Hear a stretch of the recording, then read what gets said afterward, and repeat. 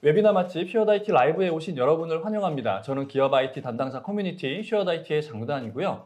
오늘은 사회 기반 시설 및 제조기업의 OT 환경에 요구되는 필수적 보안 적용 가이드라는 주제로 한국 트렌드 마이크로와 함께 웨비나를 준비했습니다.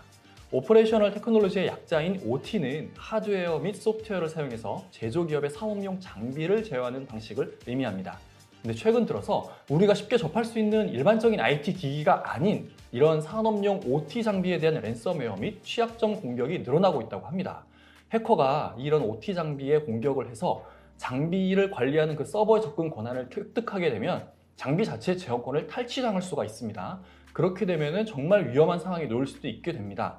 때문에 공장이나 산업 현장에서 다양한 산업 장비를 운영하는 기업들은 이제 IT뿐만 아니라 OT 보안도 신경 써야 할 때가 되었다고 할 수 있는데요. 오늘 웨비나에서는 사회 기반 시설 및 앞서 말씀드린 제조기업의 OT 환경을 안전하게 보호하기 위해서 무엇이 필요하고 트렌드 마이크로의 솔루션이 어떻게 OT 환경의 보안을 책임질 수 있는지 자세히 알아보겠습니다.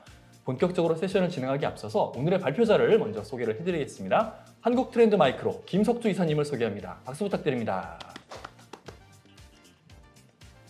안녕하세요. 한국 트렌드 마이크로 김석주 이사입니다. 반갑습니다. 네, 반갑습니다, 이사님. 오늘 발표 잘 부탁드리고요. 네, 그러면 저희는 발표 자료를 보면서 이야기를 나눠보도록 하겠습니다. 네, 그럼 시작하겠습니다. 네. 본 웨비나는 앞서 이제 말씀해 주신 내용과 같이 사회 기반 시설 및 제조기업의 OT 환경에 요구되는 필수적인 보안 적용 가이드에 대해서 내용을 좀 설명을 드리겠습니다. 네. 먼저 산업 환경 변화와 그에 따른 사이버 보안에 대해서 간단히 설명을 먼저 드리겠습니다. 네. 이 산업 환경의 변화에 대해서 설명을 드리기 위해서 산업혁명 단계별로 해서 주요 핵심 기술에 대해서 설명을 좀 드려보겠습니다. 네. 아시는 바와 같이 처음 이 산업화가 시작될 때는 1800년도에는 우리가 이제 국제적으로 인더스트리 1.0 단계라고 해서 이때는 처음으로 이제 기계화 네. 그리고 증기 에너지를 사용하면서 방직 및 섬유 산업이 시작이 되었죠. 네. 그러다가 이제 2차 산업혁명 단계로 넘어가는 그 1900년대 인더스트리 2.0 단계에서는 대량 생산이 가능해지게 됐고 그러면서 이제 제조 라인이나 전기 에너지를 사용하기 시작했습니다. 그리고 이제 3차 산업혁명 단계로 넘어가면서 자동화라든가 반도체 사용, 그 다음에 이제 컴퓨팅 시스템, 네. 그리고 마이크로 프로세서, 전자장치, 로봇공학 이런 것들이 이제 산업 환경에 사용이 되기 시작을 했죠. 그리고 우리가 지금 현재 살고 있는 현재 이 시점에서는 네. 4차 산업혁명의 단계라고 얘기를 하고 있고요. 이 산업 환경에서는 이제 사이버 물리 시스템, 그리고 많이 들어보셨던 이제 IoT, 네. 그리고 네트워크, 클라우드, 그리고 빅데이터 분석, 머신러닝, VR, 그 다음에 모바일 시스템들을 이용한 이 제조 산업 환경이 현재의 환경이라고 볼 수가 있겠습니다. 네. 자, 1차, 2차, 3차 여기 내용까지는 저희가 아마 학교 다닐 때 교과서에서 많이 보던 이제 그런 내용이라서 되게 익숙할 것 같은데 이 인더스트리 4.0이라는 개념은 저희가 접한 지 얼마 안 된 것 같기는 해요. 그렇습니다. 네. 그래서 여기 보면은 용어도 되게 생소한 게 있습니다. 사이버 물리 시스템이라는 용어 자체가 되게 생소한 것 같은데 이게 구체적으로 뭘 의미하는 건가요?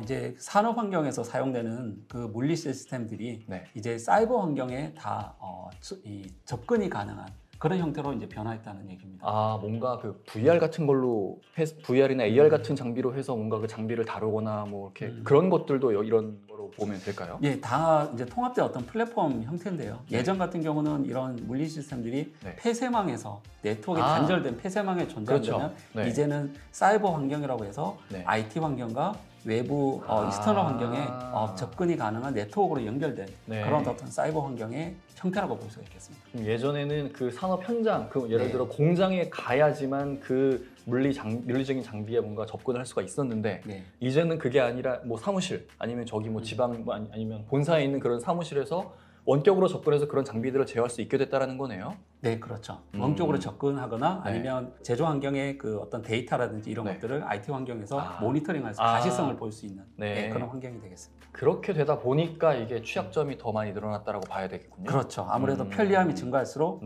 이런 그 취약 보안 또한 홀이 발생하게 됩니다. 알겠습니다.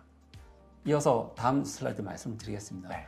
이 중에서 우리가 특히 이제 유심히 볼 그 어떤 그 특징 중에 하나가 네. 이제 IoT에 대한 부분인데요. IoT 같은 경우는 4차 산업혁명 중에서도 아주 혁신적인 기술 중에 이제 하나가 될 것이고요. 앞으로도 네. 상당히 대두되는 부분이 되겠습니다. 표에 보시게 되면은 2015년부터 이제 2050년까지 인구라든가 그 다음에 스마트폰 사용률, 그 다음에 자동차 사용률들이 네. 보면 인구 증가율에 비례해서 상당히 완만하게. 완만하게 네, 그렇죠. 네, 네. 증가함을 볼 수가 있죠. 네. 그렇지만 IoT 같은 경우는 네. 보시는 그래프처럼 2020년 그리고 2025년을 이제 기점으로 해서 네. 상당히 빠르게 급격하게 다른 어떤 증가 비율에 비해서 한 네. 10배 이상 빠른 증가를 보일 걸로 예상이 되어집니다. 하긴 이 2015년만 하더라도 기계랑 기계가 서로 알아서 통신을 하고 자기네들끼리 커뮤니케이션을 한다는 것 자체는 상상도 못했었던 것 같아요. 그렇습니다. 진짜 영화에서나 볼 법한 그런 거였는데 진짜 이게 현실에 이미 왔잖아요, 이거는. 네, 많이 와 있죠. 네, 야, 진짜 알게 모르게 우리 주변에도 IoT 장비들이 정말 많이 설치가 돼 있는데, 그렇죠. 네, 그래서 이게- 이게 이렇게 급격하게 성장을 하나 봅니다. 그렇습니다. 이게 비단 제조 환경뿐만 아니라 네, 이제는 우리 가정 생활 환경까지 이 IoT가 네, 맞아요. 이제는 녹아 들어왔죠. 네. 그래서 웬만한 이제 가전 제품들도 우리가 모바일로도 그 컨트롤이 네, 가능한 네, 예, 네. 그런 이제 환경까지 온 것도 어떻게 네. 보면 이제 IoT의 네. 기술에 의해서 네, 예, 이런 상황이 계속 이제 증가하고 있다고 볼 수가 네. 있습니다. 집안에서 이렇게 쉬다가 박수 몇 번 치면 불 꺼지고 막, 네, 네, 그렇습니다. 네, 뭐 커튼 막 쳐지고 막 네, 네. 그런 게 다 IoT 기술 덕분에 그렇게 가능해진 거잖아요. 네, 뭐 그 외에도 많은 기술들이 같이 네. 접목되어 있죠. 네, 네. 네, 그리고 이제 또 이 제조 기업들은 음. 이 스마트 팩토리라고 하는 부분들로 이 팩토리 환경도 변화하고 있는데요. 네, 네. 이 스마트 팩토리 마켓 증가율을 이제 보실 수가 있는데 이 슬라이드에서 네. 여기는 이제 리전별로, 그러니까 국가 대륙별로 네. 현재 이 증가율을 보여주고 있습니다. 그래서 보시는 바와 같이 아시아 태평양 쪽에 있는 국가들은 네. 지금 스마트 팩토리 마켓이 가장 아. 높게 증가하고 있다는 걸 볼 수가 있고요. 네. 그 외에도 뭐 이제 북아메리카나 네. 유럽 쪽에 있는 제조 기업들도 이 스마트 팩토리 쪽으로 많이 이제 전환이 이루어지고 있다는 것을 볼 수가 있습니다. 아, 이게 저는 그렇게 생각했거든요. 아시아 태평양 이쪽 지역이 스마트 팩토리의 뭐 선진국? 네. 뭔가 좀 더 이렇게 선도하는 그런 위치이고 네. 북미나 유럽은 아직은 그 스마트 팩토리 분야에서는 좀 따라오는 입장인가라고 생각을 했는데 네네. 그게 아니고 이미 뭐 북미나 유럽도 스마트 팩토리 시장이 많이 성숙이 됐지만 성장률이 조금 낮을 뿐이다라고 이해하면 되는 그렇습니다. 건가요? 아, 네네네. 뭐 아시겠지만 이제 아시아에서도 네, 이제 한국이나 네. 그다음에 일본 네, 상당히 제조 기업들이 많죠. 네, 예, 그렇죠. 많고 그러다 보니까 이 스마트 팩토리 쪽으로도 많이 그 어떤 그 앞서가는 네. 예, 그런 기업들이 많이 있습니다. 네네, 알겠습니다. 그러면 이렇게 이제 제가 앞에서 이제 말씀드린 이런 4차 산업 환경의 사이버 보안에 대한 부분으로 우리 이제 넘어와서 네. 그 측면에서 이제 얘기를 해볼 필요가 있는데 네, 여기에서 이제 사이버 보안은 상당히 이제 필수적인 요소가 됐습니다. 이제 뭐 예를 들면은 그 환경에 대한 예를 들면은 뭐 스마트 그리드라든가 네. 그다음에 자율주행 시스템, 원격 의료, 공정 제어 시스템, 로봇 시스템, 그다음에 자동 항공전자 시스템, 군수 시스템 등 네. 이런 많은 사례들의 시스템들은 아주 주요한 사이버 보안 요구사항을 가지고 있습니다. 어떻게 보면 국가 기반 시설이 네. 될 수도 있는 매우 중요한 그런 시스템들에는 이미 이 정도의 뭔가 보안 환경을 갖춰야 한다라는 게 뭔가 좀 이렇게 그렇습니다. 뭐 규정 이런 것들이 잘 되어 있나 보네요. 네네. 그리고 규정은 계속 지금 앞으로도 이제 뒤에 자료에도 나오지만 아, 네. 가이드라인이 계속 추가되고 업데이트가 되고 나오고 있습니다. 네네, 알겠습니다.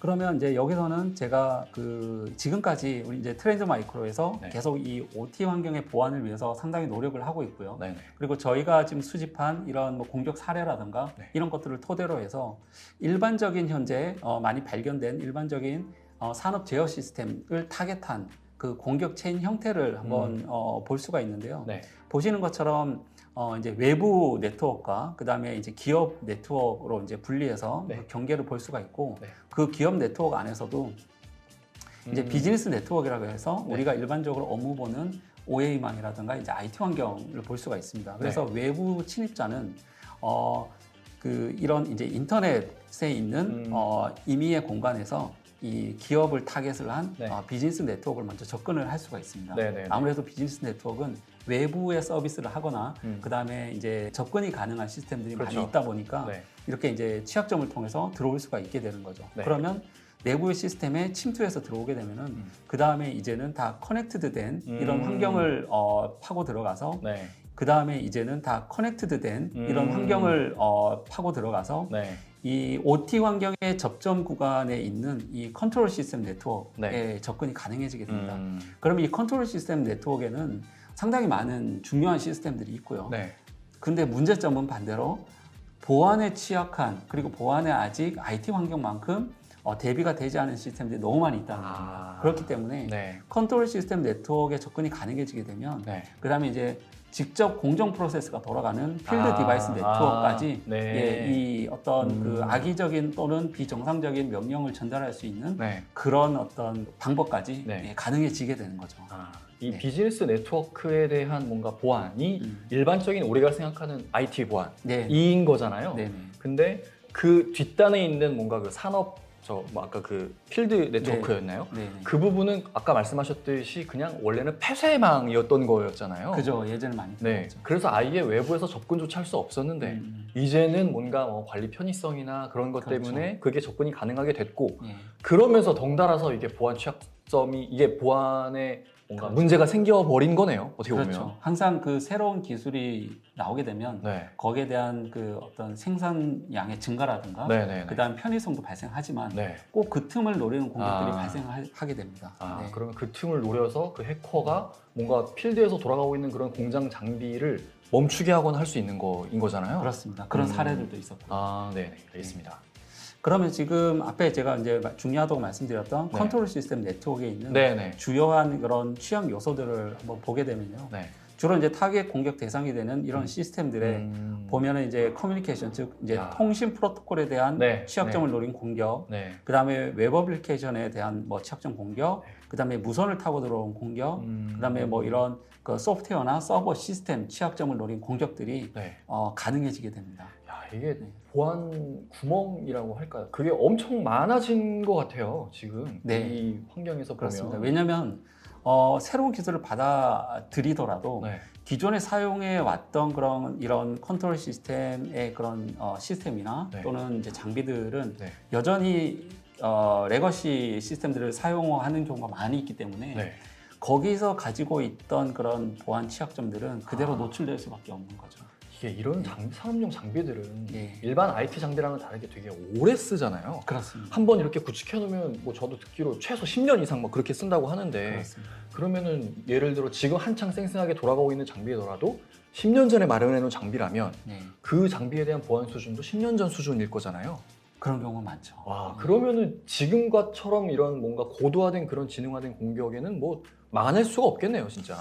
그렇습니다. 그래서 사실 이 보안 부분은 네. 반드시 이제 사전에 네. 뭐 그렇게 하시겠지만 검토하고 네. 컴플라이언스를 정확하게 그 규정을 만들어서 네.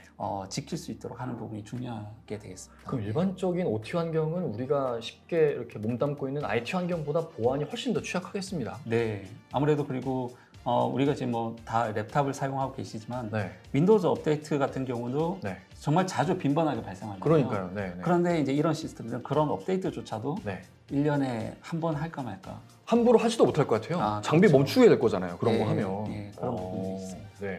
그리고 이제 실제 이런 공격을 네. 발생한 사례들에 대한 집계는 정말 많은 자료들이 있는데요. 네. 뭐 예로 지금 국가별 이런 산업 제어 시스템 타깃한 랜섬웨어, 뭐 랜섬웨어는 많이 이제 들어보셨죠, 그죠? 네. 그래서 이런 랜섬웨어 공격이 OT 환경에서 또 많이 발생을 하고 있고요. 네. 지금 요거는 이제 2020년도 국가별로 해서 이런 산업 제어 시스템 랜섬웨어의 공격을 받은 그 피해 현황이 되겠고요. 네. 근데 이 지금 차트 같은 경우는 기관별로 이제 공개된 피해 수가 되겠습니다. 그래서 공개 안 사실 하- 그렇죠. 공개가 되지 않은 수는 여기에 이제 몇 배 정도로 더 예상을 해보시면 될 것 같아요. 이게 그래서 어떻게 보면은 우리 회사가 보안 수준이 높지 않아라는 걸 공표하는 거니까 네, 부끄러운 거잖아요. 공표한다는 것 자체가 알려지는 것 자체가. 그렇죠. 그러면 숨기고 있는 그런 피해 사례가 훨씬 더 많겠습니다. 네. 일반적으로 그렇습니다. 네. 네. 그래서 여기도 국가별로 사실 국가 기관이라고 하는데도 불구하고 야. 예, 이렇게 이제 피해가 많이 발생을 네. 하고 있고요. 네네. 그리고 이제 랜섬웨어 같은 경우는 뭐 한두 가지가 아니라 지금 이제 여기는 이제 그 종류들인데 야, 요건 엄청 많네요. 예, 2020년도에 저희가 이제 여기도 이제 전부가 아니라 뭐 탑 20 뭐 이렇게 네네네. 뽑은 내용이기도 합니다. 그래서 네. 2020년도에 이제 ICS 시스템을 타겟한 이런 랜섬웨어 그 공격에 사용되던 랜섬웨어 종류들이고요. 네. 요것도 이제 대부분 이제 2020년도 하반기 그리고 이제 2021년도 그리고 올해까지도 네. 계속 증가하고 있는 걸 저희가 통계를 지금 보고 있습니다. 네. 네. 그리고 이제 랜섬웨어뿐만 아니라 또 다른 종류들이 많이 있는데 그 중에 네. 하나가 이제 설명을 드릴 게 이런 산업 제어 시스템을 이용한 네. 가상화폐 채굴 악성 코드도 야. 이런 시스템들에서 많이 발견이 되고 있어요. 그렇게 되면 사실 이게 어떤 문제가 있느냐 이제 네. 궁금해하실 수도 있는데 이거는 직접적으로 랜섬웨어처럼 어떤 금전적인 목적을 네. 요구하진 않더라도 네. 이 시스템에 네. 자원을 소비시키기 때문에 그러므로 인해서 생산성에 대한 어떤 저해를 네. 발생시킬 수가 있죠. 그 우리가 비싸게 구축해놓은 그 산업 장비가 네. 해커들의 가상화폐 채굴에 지금 활용이 되는 거고, 네. 그리고 분명히 정상적으로 뭐 예를 들어 생산량이 뭐 100이었는데 어느 순간 한 70, 80으로 떨어진 거예요. 네, 그렇죠. 겉으로 보기엔 아무런 문제가 없는데 그렇죠. 그런 현상이 발생할 수 있다는 거잖아요. 그렇습니다. 네. 야, 그러니까 이런 거는 실제적으로 이제 피해가 네. 랜섬웨어처럼 뭔가 요구하지 않기 때문에 네. 발견이 더 안 되는 경우도 있어요. 그러겠네요. 네.